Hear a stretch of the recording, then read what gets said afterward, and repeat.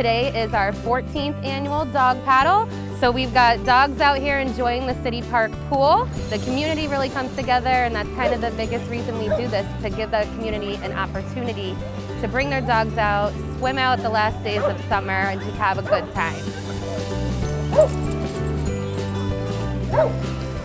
So we do raise money, and that money goes towards the Iowa City Animal Center, and that helps to expand the programs at the shelter and the animal services.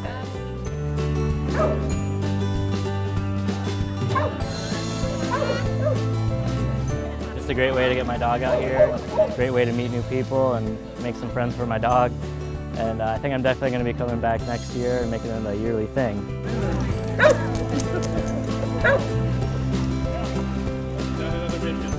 My dog is really young. This is his first time in water, so it was really funny because my dad had to push him in.